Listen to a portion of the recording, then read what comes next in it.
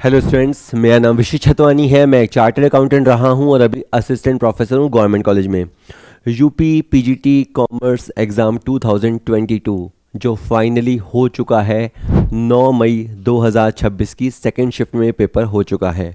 Obvious सी बात है, जैसे ही पेपर ख़त्म होता है उसके थोड़ी देर बाद से ये कौतूहल शुरू हो जाता है कि क्या कट ऑफ जाएगी, कितने मार्क्स वाला सेफ है, ठीक है।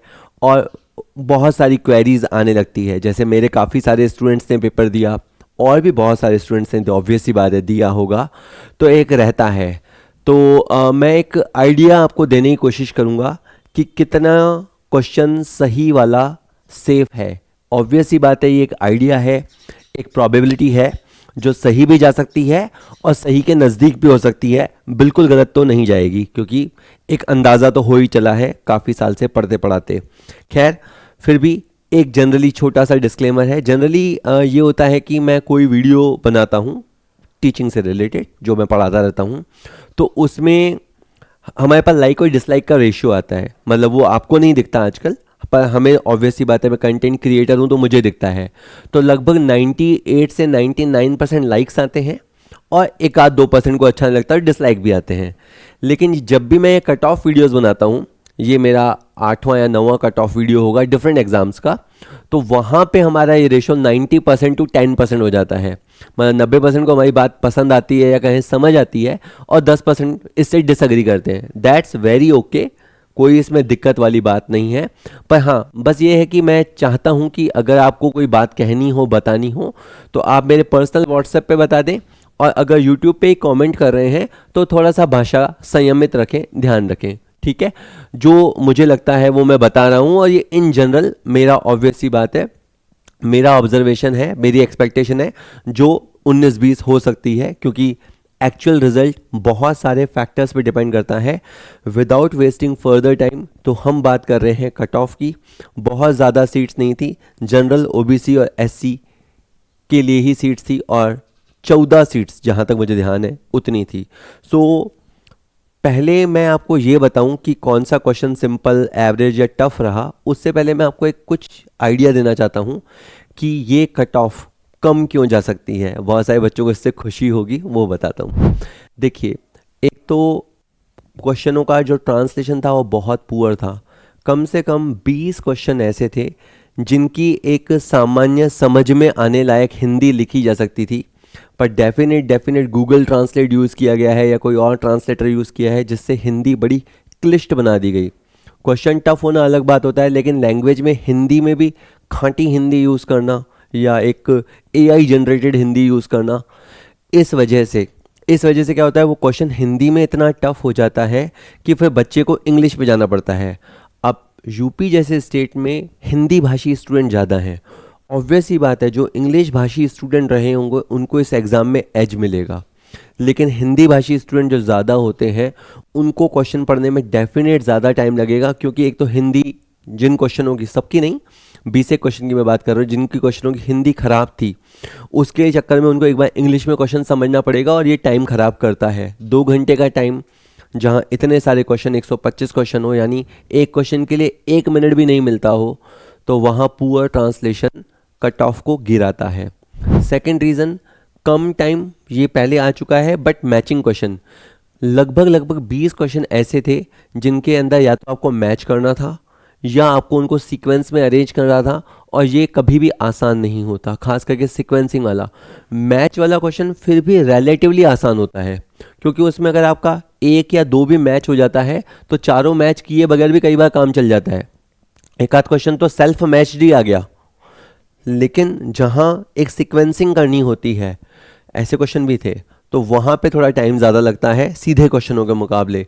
तो इस वजह से पेपर टफ, ये पेपर टफ की तरफ जाते हैं, और पेपर टफ यानी लो कट ऑफ पे काम बन जाएगा। तीसरा रीज़न लो अटेंडेंस, जैसे कि उसके बाद जैसे पेपर हो गया, अगले दिन मैं प्रेस न्यूज़ देख रहा था तो जो मेल कैंडिडेट हैं करीबन 42 to 43% अपीयरेंस रही। ऑब्वियस सी बात है ये कॉमर्स की नहीं है, ये ओवरऑल एग्ज़ाम की है। पर एक बच्चा जैसे मेरे ग्रुप में था वो बताया था सर मेरे रूम में 24 सीट्स थी, खाली 5 बच्चे आए थे। तो अपन ये कह सकते हैं ओवरऑल ही ये रहा होगा। तो 42% जहाँ मेल कैंडिडेट्स अपीयर हुए और 38% के आसपास फीमेल कैंडिडेट अपीयर हुए, तो ये जो लो अपीयरेंस है, बच्चे कम एग्ज़ाम में बैठे, ये ऑब्वियस सी बात है 58% बच्चों से तो आपको आगे कर ही देता है। तो ये एक रीज़न लो कट ऑफ का रहता है कि कम कट ऑफ पे आपका काम हो जाएगा। ये सब मेरे ऑब्जर्वेशन है। जिनको इस तरह की कमेंट्री जो मैं कर रहा हूँ उसमें कोई इंटरेस्ट नहीं हो तो वो 2-3-4 मिनट वीडियो आगे कर लें और सीधा मैंने वहाँ बता रखा है किसका कितना। वैसे जमा ये वीडियो 10-1 मिनट की होने वाली है। इसके बाद multiple exam at the almost same time. देखिए ये भी एक रीज़न होता है कि जैसे अभी जब ये पीजीटी का एग्ज़ाम हो रहा है उसके 20 दिन बाद ही लगभग 3 या 4 जून को आपका टीजीटी का एग्ज़ाम है। इससे लगभग महीना भर पहले एलटी का एग्ज़ाम लगा है और लगभग मई के एंड में जीडीसी का एग्ज़ाम है। ये सारे एग्ज़ाम यूपी में होने हैं और लगभग एक बच्चा जो बहुत साल से पढ़ाई कर रहा होता है, ये लगभग सारी डिग्रियां ले चुका होता है, बीएड नेट वगैरह, तो वो लगभग सबके लिए एलिजिबल होता है। तो ऐसे में सबका सिलेबस एग्जैक्ट सेम नहीं होता है, किसी का मतलब 20 से 30% सिलेबस तो अलग होता ही होता है। तो ऐसे में जब बच्चे को चूज़ करना होता है कि मैं किस एग्ज़ाम के लिए जाऊं या किस एग्ज़ाम के लिए नहीं जाऊं, या वो सारे एग्ज़ाम्स के लिए जाता भी है तो भी वो सारा सिलेबस कई बार कवर नहीं कर पाता या इन डेप्थ स्टडी नहीं कर पाता, तो इस वजह से भी कट ऑफ लो रहती है। ये 4 रीज़न मेरे हिसाब से हैं कि कट ऑफ लो रहेगी। वहीं 4 रीज़न ऐसे भी हैं जिस वजह से कट ऑफ हाई रहेगी। पहला रीज़न है सीरियस या कहें रिपीटर स्टूडेंट्स।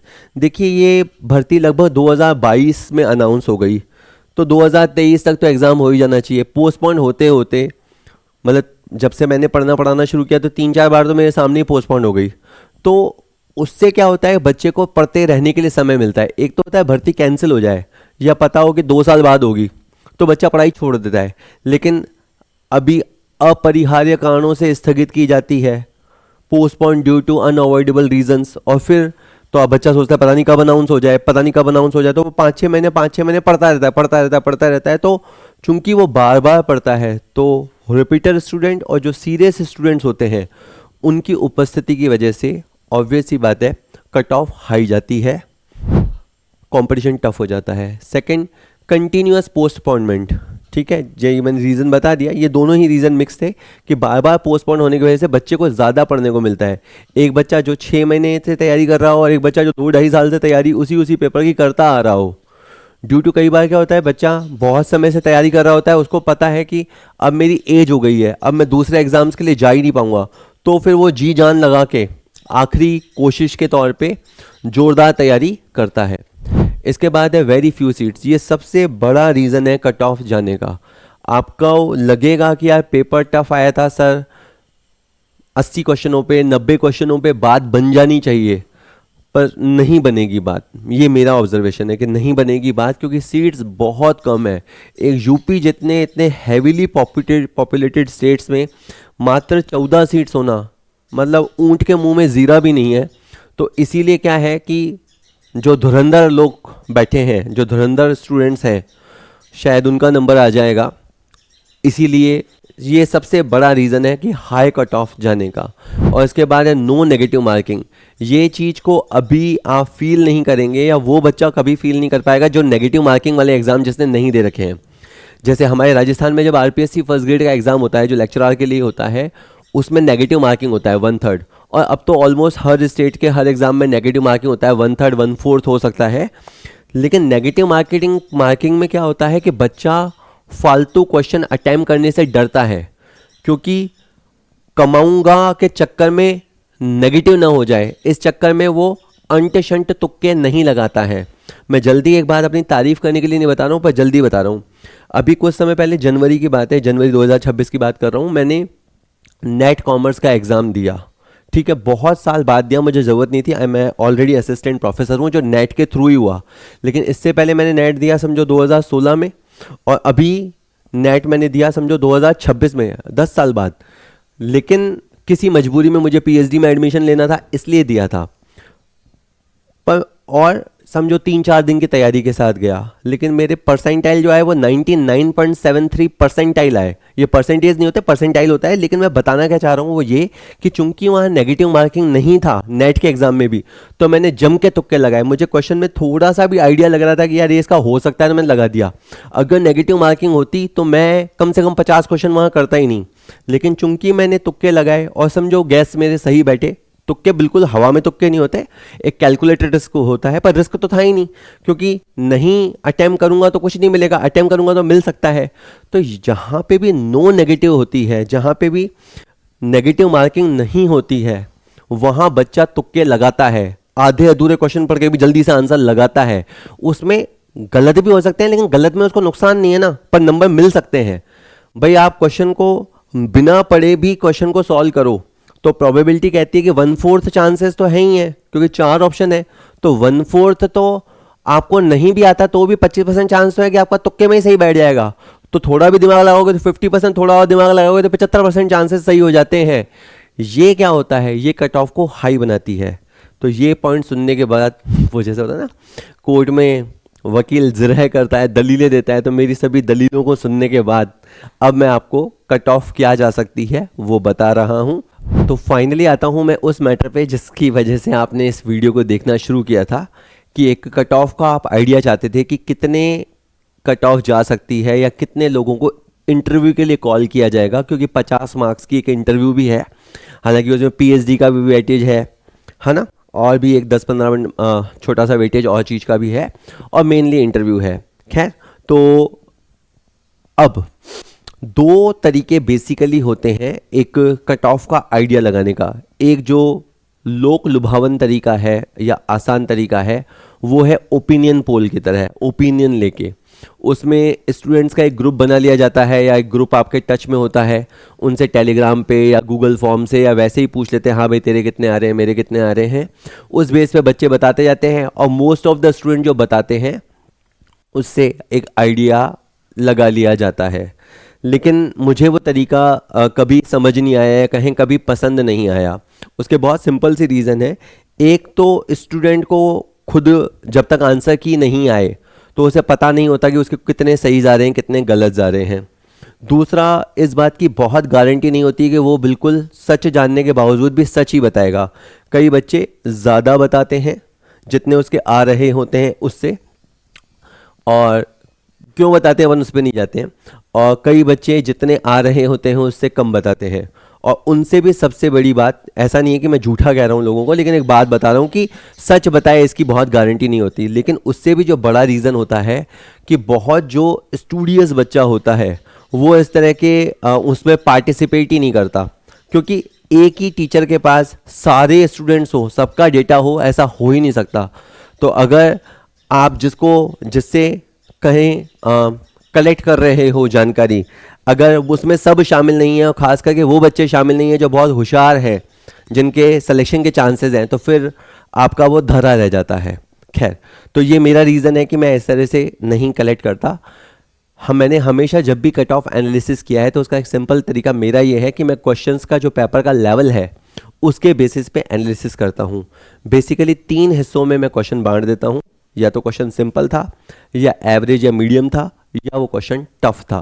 तो मेरे पास जो पेपर आया, हो सकता है किसी बार क्वेश्चन की सीक्वेंसिंग अलग हो, मेरे पास जो क्वेश्चन आए उसके हिसाब से पहला सिंपल था, चौथा सिंपल था, जो ग्रीन वाले हैं वो सिंपल क्वेश्चन थे, और ऐसे करीबन 78 क्वेश्चन ऐसे थे जो बिल्कुल सिंपल थे और एक बार में ही बच्चा लगा सकता है। और जब मैं ये कह रहा हूँ तो मैं सीए होने के नाते या असिस्टेंट प्रोफेसर होने के नाते नहीं बोल रहा, मैं उस बच्चे के माइंडसेट के साथ बोल रहा हूँ जो बच्चा तैयारी के साथ जाता है। हालांकि बच्चे अब आप नहीं हैं, काफ़ी एक अच्छी एज आप भी ले चुके होते हैं, बट मैं उसके माइंडसेट के हिसाब से बोल रहा होता हूँ कि 78 क्वेश्चन 78 बिल्कुल सिंपल क्वेश्चन थे मेरे हिसाब से।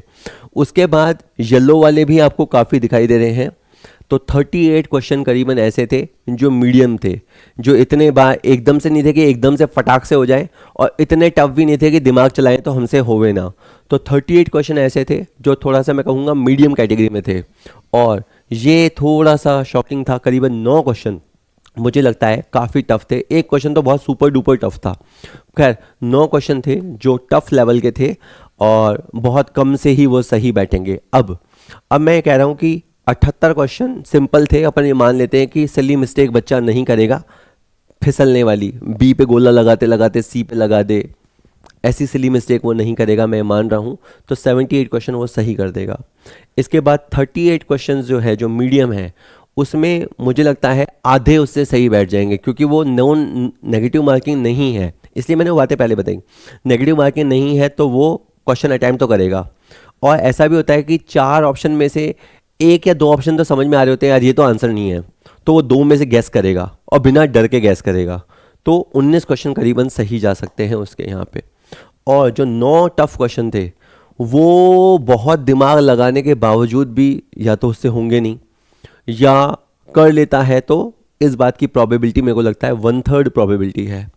इस तरह से जो टोटल बनती है, ये चांस की बात है, कोई मैंने सेट नहीं किया है, करीबन 100 क्वेश्चन। मैं इसके नीचे जब आपको सॉल्यूशन वीडियो दूंगा ना, उसके नीचे मैं पीडीएफ भी डाल दूंगा कि मेरे पास कौन सा पेपर आया था, ताकि आप उससे भी देख सकें अगर आप फ्री बैठे हैं और ज़रूरत है तो करीबन 100 क्वेश्चन। अब ये 100 क्या है, देखिए बेसिकली ये 100 का आंकड़ा वो है, अगर ये सीटें ज़्यादा होती, अगर ये सीटें ज़्यादा होती, मैं तो कहता 100 का आंकड़ा सेफ है। सीटें बहुत कम, शायद 14 सीटें, मुझे किसी ने 15 कहा, मैं तो नोटिफिकेशन मुझे 14 ही दिखी कि 9 थी जनरल की थी और 4 ओबीसी की थी और 1 एससी कैटेगरी की थी।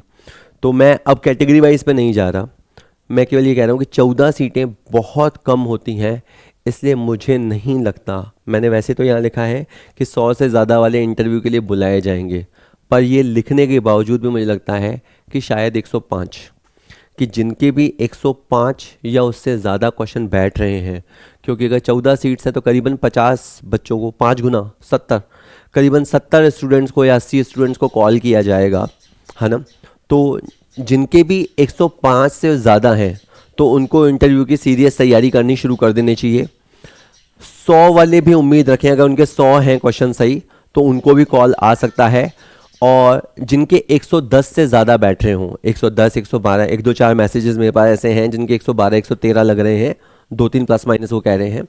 तो 110 से ज़्यादा वाले आज के दिन अपने को सुपर सेफ माने, 105 वाले ट्राई करें, क्योंकि 50 के इंटरव्यू से, बाकी तो उनकी डिग्री के बेस पे जो 25 नंबर आने हैं पीएचडी वगैरह वो तो, और 50 नंबर के इंटरव्यू से वो ज़्यादा से ज़्यादा खींच के लाने की कोशिश करें।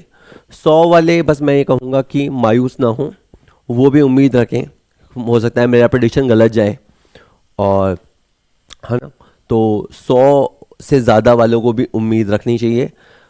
100 से कम वाले क्या करें, मैं तो क्या कहूँ 100 से कम वाले क्या, और 125 वाले भी, 125 में से 125 वाले भी, मेरा एक ही सलाह रहती है, जब तक आपके हाथ में ज्वाइनिंग लेटर नहीं आ जाता और आप उस जगह पे जाके, उस स्कूल में जाके ज्वाइन करके अपना पहला साइन नहीं कर देते, तब तक तैयारी करते रहनी चाहिए।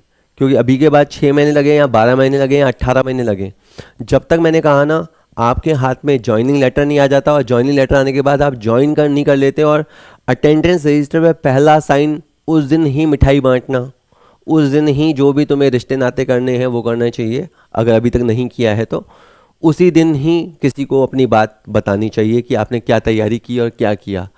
टिल देन चाहे 100 वाला, चाहे 90 वाला, चाहे 125 वाला, उसे अगले से अगले एग्ज़ाम की और अगले लक्ष्य की, अगली ऊंचाई की तैयारी करते रहनी चाहिए। ठीक है, ये सब मेरी तरफ से। वीडियो सॉल्यूशन वेडनेसडे को आ जाएगा, आप और डिटेल से देख लीजिएगा, आप समझ पाएंगे तब कि किन को मैं सिंपल बोल रहा हूँ, किन को मीडियम और किन को टफ बोल रहा हूँ। Thank you very much.